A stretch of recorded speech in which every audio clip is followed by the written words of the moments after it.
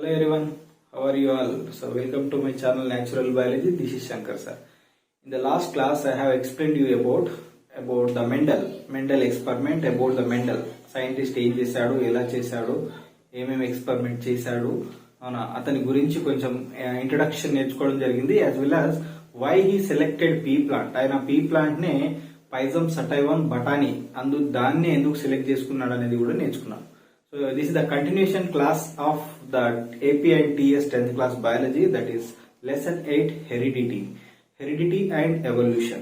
Okay, so first half we are going to discuss about heredity. ఇప్పటికే part 1 and part 2 upload చేసేసాను. This is the part 3. Here we are going to learn about what are the characters selected by Mendel. మరి Mendel pea plant select చేసుకున్న తర్వాత next ఏం చేశాడు అనేది ఇక్కడ story ఈరోజు. Okay, let start. సో ఎవరైనా ఫస్ట్ టైం చూస్తున్నట్టే కొంచెం సబ్స్క్రైబ్ చేయండి, హెల్ప్ చేయండి, సపోర్ట్ చేయండి. మిగతా వాళ్ళు కూడా కొంచెం లైక్ చేయండి, కామెంట్ చేయండి. Okay, right. So right, Mendel started working on this P plant. Okay, he has worked on the P plant. Okay, P plant లో ఎందుకు సెలెక్ట్ చేసుకున్నాడు అనేది ప్రీవియస్ క్లాస్ లో చెప్పాను. Okay, just once watch that video. Why Mendel selected pea plant for his experiment. Okay, description లో link ఇస్తాను, మీరు అక్కడ నుంచి చూడొచ్చు. Okay, right. After selection the P plant, ఈయన ఏం చేశాడు మరి, ఏం చేశాడు అంటే అబ్జర్వ్ చేశాడు. He observe different types of characters in the P plant. First time ఏం చేశాడు అంటే he worked on nearly 10,000 pea plants. అంటే ఆయన టోటల్ కెరియర్ లో ఈ 7 years లో he worked for nearly 7 years. During these 7 years, he worked on nearly 10,000 pea plants. ఒక 10,000 మొక్కల పైన పరిశోధనలు చేశాడు. చేసి ఏం ఫైండ్ అవుట్ చేశాడు అంటే దిస్ ఆల్ షో సమ్. అయితే కొన్ని మొక్కలు కొన్ని క్యారెక్టర్స్ లో సేమ్ ఉన్నాయి, లైక్ కొన్ని టాల్ ఉన్నాయి, కొన్ని షార్ట్ ఉన్నాయి, కొన్ని పర్పుల్ కలర్ ఫ్లవర్స్ ఇస్తున్నాయి, కొన్ని వైట్ కలర్ ఫ్లవర్స్ ఇస్తున్నాయి, ఇంకొన్ని green colour parts are there, white colour flowers are there. Likewise there shows different varieties. But after observing these 10,000 plants, pea plants, he came to a conclusion there are 34 varieties. అవునా, ఎన్ని రకాల plants ఉన్నా అందులో ఎన్ని రకాల varieties ని find out చేశాడు? Nearly 34 varieties he find out. Okay, అంటే 10,000 మొక్కల నుంచి వాటిని కేటగరైజ్ చేశాడు అనమాట. 34 వెరైటీస్ గా కేటగరైజ్ చేశాడు. Some 1 are tall, 1 are short, like wise. Okay, రకరకాల కొన్ని ఓకే చెప్తాను. రైట్, ఈ 34 వెరైటీస్ యొక్క క్యారెక్టర్స్ ని మళ్ళీ నెక్స్ట్ జనరేషన్ లో కొన్ని జనరేషన్స్ తర్వాత వాటిని he reduced that 34 varieties to 22 varieties. మనం ఏం చేశాడు, 34 వెరైటీస్ ని నెక్స్ట్ జనరేషన్ లో అబ్జర్వ్ చేసినప్పుడు కొన్ని కామన్ క్యారెక్టర్స్ వచ్చాయి. ఫర్ ఎగ్జాంపుల్, ఇద్దరు టాల్ ఉన్నారనుకున్నాం, both plants are tall, so this is 1 variety. అలా he reduced to 22 varieties. 34 varieties నుంచి 22 వెరైటీస్ తగ్గించాడు. దెన్ ఈ 22 వెరైటీస్ ఉన్న సీడ్స్ అవునా మళ్ళీ నాటాడు. మళ్ళీ నాటిన తర్వాత మళ్ళీ ప్లాంట్స్ వచ్చాయి.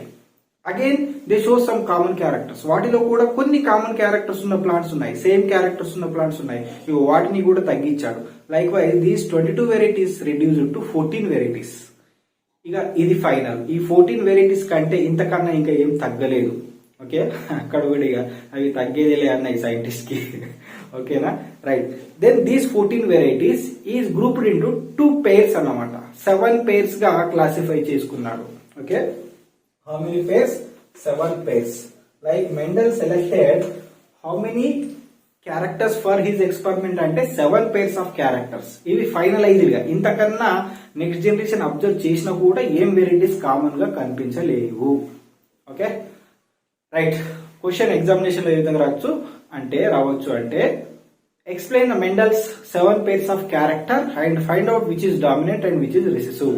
మెండల్ సెలెక్ట్ చేసుకున్న 7 pairs ఆఫ్ క్యారెక్టర్స్ ఏవి, అందులో డామినెంట్ ఏది, అందులో రిసెసివ్ ఏది అనే క్వశ్చన్ రావచ్చు. Okay, let's start. Serial number 1 1 2 3 4 5 6 7 and character, అందులో డామినెంట్ ఏది, అందులో రిసెసివ్ ఏది. Right. Okay, first stem length. What is first one? Stem length. ఆ ప్లాంట్ యొక్క హైట్ ఏ విధంగా ఉంది. అవునా, మీరు చూడొచ్చు, నేను బ్యాక్గ్రౌండ్ లో ఇమేజెస్ కూడా పెడతాను. కొన్ని ప్లాంట్స్ ఏమో ఎలా ఉన్నాయట, టాల్ ఉన్నాయి. అవునా, మన క్లాస్ రూమ్ లో కూడా కొందరు ఉంటారు కదా, జెండా ఇంకొక 2 feet అయితే పైకి అందుతాడు వాడు. ఓకే, డోర్ లో ఫిక్స్ అయిపోతాడు. అలాంటి వాళ్ళు కూడా ఉంటారు. ఇంకొందరు ఎలా ఉంటారు, వెరీ షార్ట్ డ్వార్ఫ్, అవునా, భూమికి 4 అడుగులే ఉంటారు. 4 అడుగులు ఉండి కూడా వాళ్ళు ఎలా అంటారంటే, అమ్మా నాన్న బుల్లెట్ చూడడానికి 4 అడుగులే ఉంటది అవునా, దాని అమ్మ షాకే వెరైటీ ఉంటది అంటారు. అంటే some students may be very tall and some may be very short. అయితే ఇక్కడ మీడియం ఉన్న వాళ్ళు కూడా ఉంటారు, బట్ పీ ప్లాంట్స్ వల్ల లేవు, because it gives well defined characters.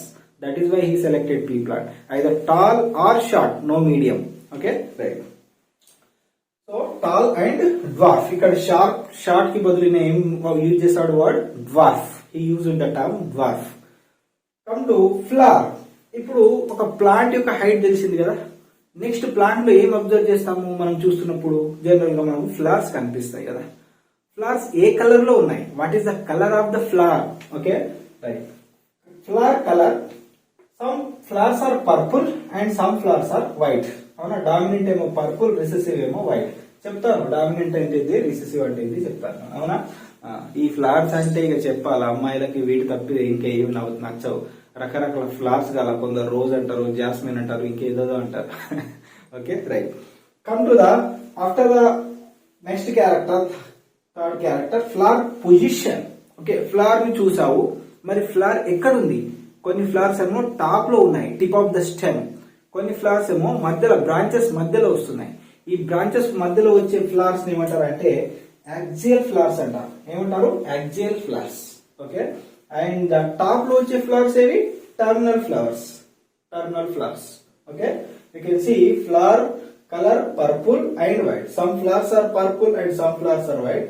And come to flower position, some are axial and some are terminal, but mostly dominant one are axial. Right. Now ఇప్పుడు flower చూసాము. Next పాడ్, కాయ. Okay, కాయ అంటేనే గుర్తొస్తాయి మనకు. Okay, పాడ్, green, రా, ripe. రా అనేది వేరు, రైపెన్ అనేది వేరు. మామిడి కాయ, మామిడి పండు. సో దిస్ కాయ is nothing but that one, pod అంటారు. దాన్ని ఏమంటారు? పచ్చి బఠానీ కాయ. ఓకే, అమ్మా అమ్మా బొమ్మలి పిందె పండయిందే అంటారు.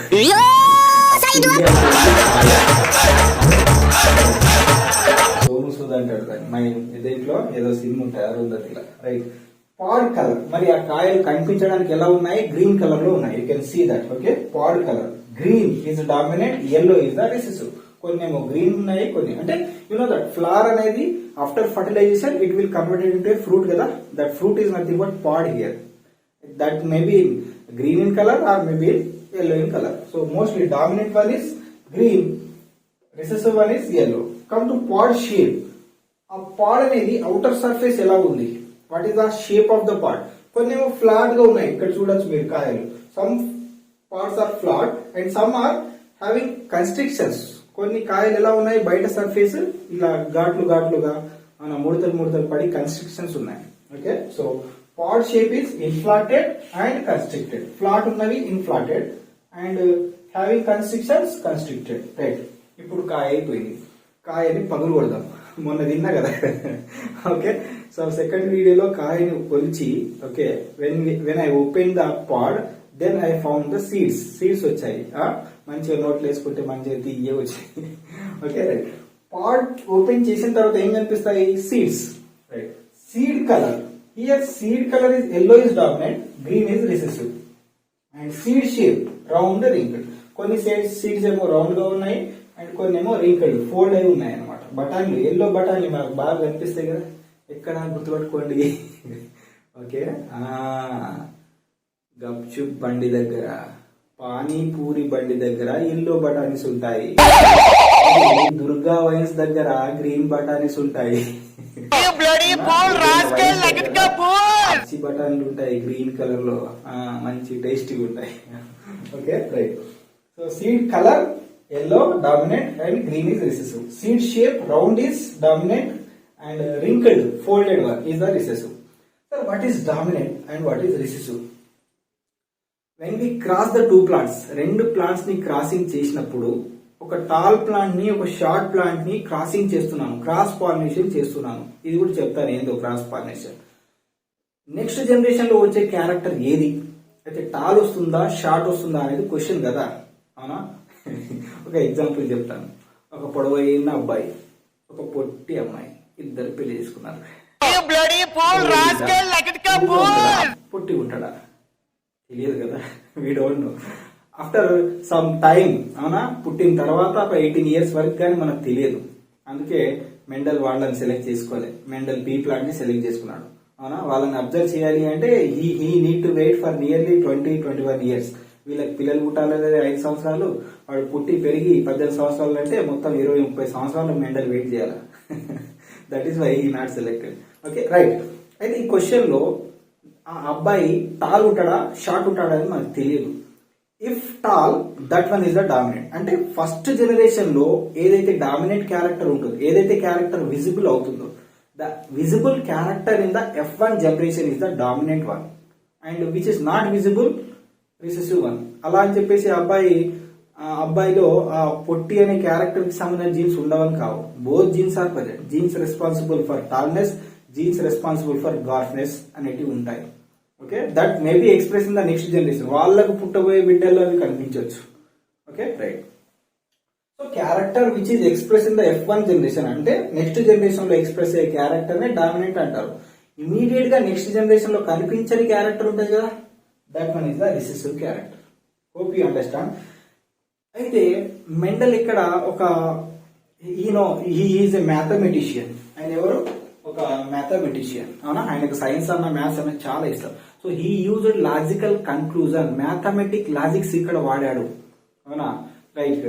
వీటిని రిప్రజెంట్ చేసుకోవడానికి లెటర్స్ వాడుకున్నాడు. ఇంగ్లీష్ ఆల్ఫాబెట్స్ లో ఉన్న లెటర్స్ వాడుకున్నాడు, ఆల్ఫాబెట్ ని వాడుకున్నాడు. To represent tall he used capital T. Okay, capital T. And to represent the dwarf small t. అయితే నేను రెండు రాస్తాను, ఈ రెండు ఎందుకు రాస్తున్నాను తర్వాత చెప్తాను. So capital T, small t. To represent the purple, capital P, and here small p. Axial flowers, capital A, terminal flowers, small a. ఏదైతే క్యాపిటల్ లెటర్ రాస్తున్నానో దానికి సంబంధించిన స్మాల్ లెటర్ ఇక్కడ రాయాలి. ఓకే, అంతేగాని టర్మినల్ అని చెప్పేసి స్మాల్ టీ కానీ capital P కానీ రాయాలి. To show one pair of character we should use the same alphabet. Okay, right. Green, capital G, and here small g for yellow. Inflated, capital I, constricted, small I. Yellow, capital Y, here small y. చూడండి, నా వేలు కూడా green రాయడానికి వెళ్తుంది. Green అంటే G అవుతుంది. ఇక్కడ confuse కావద్దు ఇక్కడ. Okay, 2 makes you confuse. Remember, round, capital R, wrinkled, small r. So likewise he represented with a alphabet, అవునా. ఆ లెటర్స్, ఇంగ్లీష్ లెటర్స్ వాడి ఈయన రిప్రజెంట్ చేశాడు. ప్రతిసారి డామినెంట్ అంటే ఎల్లో అంటే ఎల్లో రాయలేరు కాబట్టి ఈయన షార్ట్ గా సింబల్స్ యూజ్ చేశాడు. Okay, right. Once I repeated, capital T for tall. అయితే కొందరు ఎలా రాస్తారంటే, sir dominant factor capital T రాసి రిసెసివ్ ఫ్యాక్టర్ ని చిన్నగా క్యాపిటల్ T రాసి స్మాల్ క్యాపిటల్ T రాస్తారు, చిన్న సైజ్ లో రాస్తారు. అలా రాయద్దు. ఓకే, వాటి యొక్క ఇంగ్లీష్ లెటర్స్ లో ఆల్ఫాబెట్ లో ఉండే స్మాల్ లెటర్స్ యూజ్ చేయాలి. So capital letters for dominant factor, small letter for recessive factor of the same type. Okay, hope you understand. These are the 7 pairs of characters selected by Mendel. అవునా, 8 marks లో రావచ్చు, 4 marks లో రావచ్చు. Okay, this much only. After మరి ఈయన వాడిన steps ఏది, ఎలా ఎక్స్పెరిమెంట్ చేశాడు, ఏం చేశాడు అనేది next one. Steps involved in the Mendel experiment. First, selection of pure varieties. అవునా, మరి ఒక ప్లాంట్, టాల్ ప్లాంట్ అనుకుందాం. ఈ టాల్ కి సంబంధించిన సీడ్స్ అయినా కలెక్ట్ చేయాలి కదా. ఆ సీడ్స్ ఎలా ఉండాలి అంటే ఎన్నిసార్లు నాటినా అవి టాల్ ప్లాంట్స్ ఇవ్వాలి. So such type of varieties are called pure tall plants. అర్థమైంది అనుకుంటారు. ఇంకొక రకమైన సీడ్స్ ఉన్నాయి. వీటిని ఒకవేళ నేను నాటితే అవి షార్టే రావాలి, డ్వార్ఫే రావాలి ఆల్వేస్. అంటే ఆఫ్టర్ సెవరల్ జనరేషన్స్, అవునా, ఆఫ్టర్ 5, 6, 7, 8, 9 జనరేషన్స్ ఎప్పుడైనా మనం నాటుతూ ఉంటే టాలే వస్తుంటే that one are called pure. So likewise first he selected pure varieties. అర్థమైందా? How do you select the pure varieties? After planting the seed it should give only tall plants for few generations, 1, 2, 3, 4, 5, 6, 7. అవునా, ఏ generation లో కూడా ఒక్క shot కూడా రావద్దు. అలాంటి seeds నే pure varieties అంటారు. Okay, pure tall, pure bar, pure purple, pure white colour flower giving plants, pure axial flower giving plant, pure terminal flower giving plants. ఇలా ప్యూర్ వెరైటీస్ సెలెక్ట్ చేసుకున్నాడు. రైట్, నౌ ఇది I will draw here capital T, ఇది pure tall plant, small t ఇది pure bar plant. Selection of pure varieties is completed. Now come to hybridization of pure plants to get F1 generation. వీటిని crossing చేశాడు. మరి crossing చేశాడు అంటే ఏం sir? ఒక plant ఇంకో ప్లాంట్ మీద ఎక్కించాడా? ఇక్కడ cross pollination. Okay, once you revise that. Okay, previous reproduction lesson లో చెప్పాను క్రాస్ పాలినేషన్, సెల్ఫ్ పాలినేషన్. ఇక్కడ కూడా చెప్తాను, don't worry. Transfer of pollen grain from anther to stigma of another flower is called cross pollination. As you know that this pea plant always prefer the self pollination కదా. ఇప్పుడు ఈయన crossing చేశాడు అంటే జాగ్రత్తగా ఒక ఫ్లవర్ లో ఉన్న ఆంథర్ పైన ఉన్న పాలెన్ ని తీసుకొచ్చి వేరే ఫ్లవర్ పైన స్టిగ్మాలో వదిలేశాడు అనమాట. That one is called cross pollination. Okay, right. So cross pollination అయిన తర్వాత ఏం జరిగింది అంటే నెక్స్ట్ జనరేషన్ వస్తుంది కదా. ఇక్కడ నుంచి ఒక క్యాపిటల్ T రాసుకోవాలి, ఇక్కడ నుంచి ఒక స్మాల్ t కదా. ఈ వచ్చిన నెక్స్ట్ జనరేషన్ ఏమంటారంటే ఫస్ట్ ఫీలియల్ జనరేషన్. ఫీలియల్ అంటే యంగ్ వన్. నేను రాస్తా ఇక్కడ filial is nothing but offspring, young one. అవునా, ఇంకా చెప్పాలంటే బేబీ. ఆ వచ్చిన ఫస్ట్ జనరేషన్ ని F1 జనరేషన్ అంటారు. F stand for filial, young one. అవునా, ప్రోజెనీ, ఆఫ్ స్ప్రింగ్స్ కూడా అంటారు. So hybridisation of pure plants to get F1 generation by cross pollination. Okay, right. ఈ F1 జనరేషన్ లో వచ్చిన సీడ్స్ ని, ఇక్కడ సీడ్స్ వస్తాయి కదా, ఈ సీడ్స్ ని మళ్ళీ నాటాడు, మళ్ళీ వేరే ప్లాంట్స్ వచ్చాయి. That one is called F2 generation. ఈ జనరేషన్ లో వచ్చిన ప్లాంట్స్ ని నాటేసి వచ్చే నెక్స్ట్ జనరేషన్ ని అబ్జర్వ్ చేస్తే నెక్స్ట్ జనరేషన్ ఏమవుతుంది? That one is called F2 generation. Like wise అయితే ఇక్కడ ఈయన క్రాస్ పాలినేషన్ చేయాల్సిన అవసరం కూడా లేదు. ఒకటేసారి క్రాస్ పాలినేషన్ చేసేటాలు అయిపోయేది. Okay, and for the next time he allowed the self pollination. Then he got F2 and F3 generations. First ఏమో F2 వస్తుంది, అగైన్ F2 ప్లాంట్స్ ని వాటి యొక్క సీడ్స్ ని కలెక్ట్ చేసుకొని మళ్ళీ నాటితే F3 జనరేషన్ వస్తుంది. లైక్ వైజ్ ఇలా చేస్తూ వెళ్ళాడు, ప్రతి జనరేషన్ అబ్జర్వ్ చేశాడు. Okay, so that was the criteria which is used by Mendel. ఇంకా నేను లెసన్ లో వెళ్ళలేదండి, బేసిక్స్ చెప్తున్నాను. ఓకేనా, రైట్. ఈ బేసిక్స్ నుంచి కూడా క్వశ్చన్స్ వస్తాయి, అలా అని చెప్పేసి మీరు స్కిప్ చేయకండి వీడియోని. Okay, right. First he selected the pure varieties. How to select the pure varieties? A pure variety is such a variety after plantation of every generation it gives only such type of variety. If you plant a tall seed giving plant, it always give tall seed giving plant. That one is a pure variety. Then cross pollination of these two varieties. A contrasting pair ఉన్న characters యొక్క plant ని రెండింటిని cross చేశాడు. Then he got F1 generation. After self pollination కి allow చేశాడు. Then he got F2 generation. F2 generation లో ఉన్న plants ని సెల్ఫ్ పాలినేట్ చేసిన తర్వాత వచ్చేది F3 generation.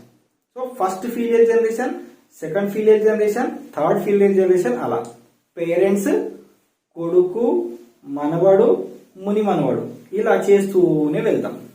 Okay, right. Come to Mendel assumptions. అవునా, మెండల్ అజంప్షన్స్, హైపోథిసిస్, ఊహించుకోవడాలు. మనం కూడా ఎన్నో ఊహించుకుంటాం, అన్ని అయితే ఏంది. ఈయన కూడా కొన్ని ఊహించుకున్నాడు. ఆ ఊహ ఎవరో, ఏమేమి ఊహించుకున్నాడో చూద్దాం. Okay, right. సో అజంప్షన్స్ అంటే ఫస్ట్ అనుకున్నవి అనా, hypothesis. Right. Every pea plant has 2 factors that are responsible for a trait. అంటే ఒక క్యారెక్టర్స్ కి సంబంధించి 2 ఫ్యాక్టర్స్ ఉంటాయి. Those days he don't know about the gene. ఆ రోజుల్లో జీన్స్ అంటే ఈయనకు తెలియదు. He called genes as factors. కాబట్టి మనం ఏమనుకోవచ్చు అంటే 2 జీన్స్ కలిపి ఒక క్యారెక్టర్ ఇస్తాయి. 1 character is depend on 2 jeans, 2 factors. అందుకే నేను ఇక్కడ ఒకటి రాయకుండా T రాశాను. అంటే if you want to represent with tall, tall ని రిప్రజెంట్ చేయాలంటే ఏం రాసుకోవాలి మనం? క్యాపిటల్ టీ అనేది 2 సార్లు రాసుకోవాలి. Okay, because these 2 factors responsible for tall, these 2 factors responsible for dwarf. Clear? Right, thumbs up. Come to second one. During the reproduction, one factor from each parent goes to the offsprings. ఇది offspring కదా. అయితే ఈ reproduction cross pollination జరిగేటప్పుడు ఏం జరుగుతుంది? ఇక్కడ నుంచి ఈ రెండిట్లో ఒక ఫ్యాక్టర్ దీనికి వెళ్తుంది, ఈ రెండిటి నుంచి ఒక ఫ్యాక్టర్ దీనికి వెళ్తుంది. That one is the second assumption. During reproduction one factor from both parents, each parent goes to ఆఫ్స్ప్రింగ్స్. ఆఫ్స్ప్రింగ్స్ కి ఒక్కొక్క ఫ్యాక్టర్ పేరెంట్ నుంచి వస్తుంది, అంటే మదర్ నుంచి ఒక ఫ్యాక్టర్ వస్తుంది, ఫాదర్ నుంచి ఒక ఫ్యాక్టర్ వస్తుంది. అర్థమైందా? Right. That come to third one. One of these will express in the next generation, that one is dominant, and another is one not expressed, that one is called recessive. అయితే ఈ factors లో మరి చెప్పండి, ఇది capital T ఉంది, ఇక్కడ small tea కూడా ఉంది, మరి అది టాలా, షార్టా, డ్వార్ఫా? అంటే అది టాల్, అవునా? According to Mendel law of dominance, that one is the tall. ఇదేంది? టాల్. F1 జనరేషన్ లో వచ్చింది టాలే. అయితే ఈ రెండిట్లో ఒకటి మాత్రం డామినేషన్ చేస్తుంది అనమాట, అది మాత్రమే కనిపిస్తుంది, అంటే ఇంకో క్యారెక్టర్ కనిపిస్తలేదు. అవునా? When we cross the tall plant versus short plant, in the next generation a plant వస్తుంది? టాల్ ప్లాంటే వస్తుంది. అంత మాత్రాన అది ప్యూర్ టాల్ కాదు, అందులో షార్ట్ కి సంబంధించిన జీన్స్ కూడా ఉన్నాయి. బట్ ఆ టైంలో, ఆ జనరేషన్ లో ఆ షార్ట్ కి సంబంధించిన క్యారెక్టర్ కనిపిస్తలేదు. సో కనిపించే క్యారెక్టర్ ఇస్ డామినెంట్, కనిపించని character recessive. Okay, which character express here? Dominant one కదా, tall is the dominant, tall is the dominant, and this one is the recessive. Okay, but final గా plant కనిపించడానికి ఎలా ఉంది? టాలే ఉంటది. So ఇక్కడ tall లో కూడా మనకు 2 రకాలు కనిపించాయి. Once go to the first video, heterozygous and homozygous. If the 2 alleles or 2 factors are same, they are called homozygous alleles. Homozygous tall, homozygous dwarf. ఇది ఒకటి వేరే ఉంది, ఒకటి క్యాపిటల్ ఉంది, ఒకటి స్మాల్ ఉంది. ఇటువంటివి 2 different alleles are called heterozygous alleles. So ఇంతవరకు అర్థమైందని అనుకుంటున్నాను. సో ఈ రోజు ఏం నేర్చుకున్నాము అంటే, మెండల్ 7 pairs ఆఫ్ క్యారెక్టర్స్, అందులో ఏది డామినెంట్, ఏది recessive, which one is the dominant, which one is the recessive, and what is the criteria followed by Mendel. అవునా? ఏ విధంగా చేశాడు, ఏం ఊహించుకున్నాడు, ఎవరిని ఊహించుకున్నాడు. Okay, his assumptions. అయితే ఈ అజంప్షన్స్ నే ప్రిన్సిపల్స్, లాస్ గా మార్చేశాడు. He proposed the laws, Mendel laws proposed by Mendel. అవునా? తర్వాత నెక్స్ట్ క్లాస్ లో మెండల్ లాస్ గురించి నేర్చుకున్నాం. లా అంటే నియమం, rule, like a rule. Okay, ఇది law. Then these assumptions are converted into laws, వీటిని లాస్ గా మార్చాడు అనమాట. Okay, every pea plant has 2 factors. ఒక క్యారెక్టర్ అనేది 2 ఫ్యాక్టర్స్ పైన డిపెండ్ అయి ఉంటుంది. During reproduction one of the factor goes to the next generation, అంటే నెక్స్ట్ జనరేషన్ కి పేరెంట్ నుంచి ఒక్కో ఫ్యాక్టర్ వెళ్తుంది. అందులో వెళ్ళిన వాటిలో ఒకటి డామినెంట్ ఉంటుంది, ఒకటేమో రిసెసివ్ ఉంటుంది, ఒకటి కనిపిస్తుంది, ఒకటి కనిపించదు. So these are the 3 assumptions. So thank you for watching this video. In the next class we will discuss about the Mendel laws.